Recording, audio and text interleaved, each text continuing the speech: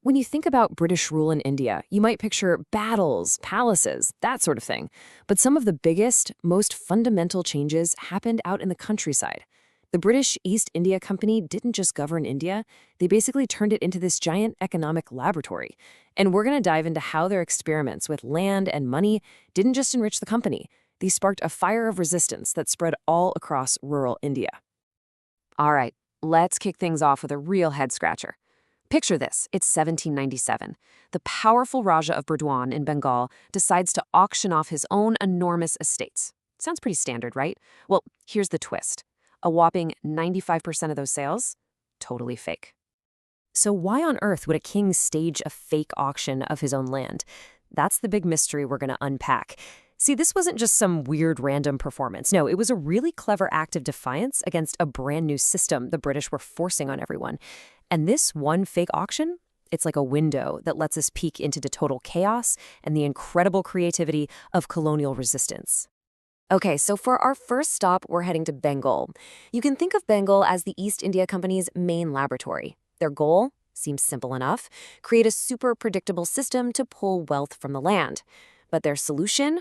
Well, it was going to end up shattering centuries of tradition. They called it the permanent settlement. And on the surface, the idea kind of made sense, right? Fix the tax demand forever. The British figured this would give the local landlords, the zamindars, some security. And more importantly, it would guarantee the company a steady stream of cash. But they overlooked one absolutely fatal flaw. I mean, look at this. The whole system was practically designed to fail. First off, the tax they demanded was just exorbitant, crazy high, especially when crop prices were tanking.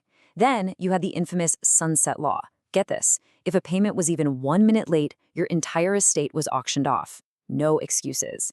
And to top it all off, the British took away the zamindars' local police power, the very authority they needed to actually collect the rent. It was, without a doubt, a complete recipe for disaster. And a disaster it was. A staggering 75%. Think about that. 3/4 of all the zamindaris in Bengal changed hands. This wasn't just some numbers changing in a ledger. This was a social earthquake. It basically wiped out an entire class of the old aristocracy, just like that.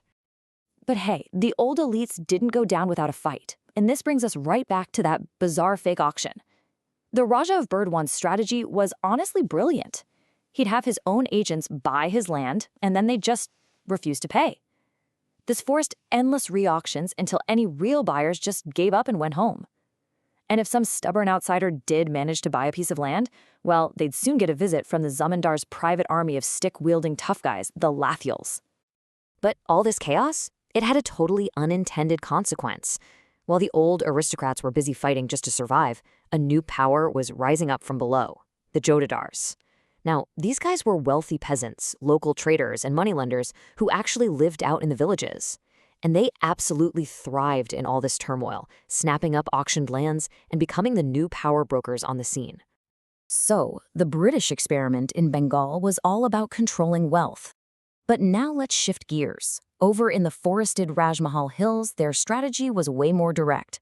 They decided to reshape the land itself by pitting two entire ways of life against each other. It was a conflict you could symbolize with just two simple tools: the hoe and the plow. On one side, you had the original inhabitants, the Paharias. These were hill people who practiced what's called shifting cultivation, using a simple hoe, and they really lived in and with the forest. Now the British, they saw the Paharias as savages, just too unruly to control. So they came up with a solution. They brought in the Santals. The Santals were settled farmers who used the plow, and the British actively encouraged them to clear the very forests the Paharias called home. And the results were just staggering. The British carved out a territory they called the Damin Eco, which means the land of the Santals. And just look at this growth. In 1838, you had 40 Santal villages. By 1851, that's just 13 years later, there were almost 1,500. The population went from 3,000 to over 82,000. This wasn't natural migration. This was a state-sponsored replacement of one people with another, plain and simple. But like the other experiments, this one soured too. The Santals pretty quickly found themselves trapped. The company started levying heavy taxes on the very land they had worked so hard to clear. On top of that, they fell deep into the clutches of predatory moneylenders and zamindars. So their dream of a promised land, it turned into a total nightmare of debt. And it all came to a head in the massive Santal Rebellion of 1855. Okay, so we've seen people resisting new laws, and we've seen them resisting new settlers. For our final story, we're heading west, to the Deccan Plateau. And this one shows how these really local struggles could get tangled up with massive global events. In this case, a war raging thousands and thousands of miles away in America. Here, the British tried yet another model. This one was called the riot wari system. The big difference? Instead of going through landlords, they decided to tax the peasant cultivators, the riots, directly. And unlike that permanent settlement in Bengal, this tax wasn't permanent at all. It was reassessed about every 30 years, which basically meant the government could always come back and demand more money. Then, something happened halfway across the world. In 1861, the American Civil War kicks off, and it completely cuts off Britain's main supply of cotton. Suddenly, the huge textile mills in Manchester were starving for the stuff. So where did they turn? India. And as you can see from this chart, the demand for Indian cotton, and the prices, just went through the roof. For a very brief, shining moment, it seemed like a river of cash and credit was flooding into the Deccan countryside. But here's the catch. The whole boom was built on debt. Peasants borrowed a ton of money from local moneylenders, the saukars, so they could invest in growing more cotton. And just listen to this heartbreaking quote from a peasant's petition. He says the moneylenders would take their crops, promise to credit their account, but then never actually write it down.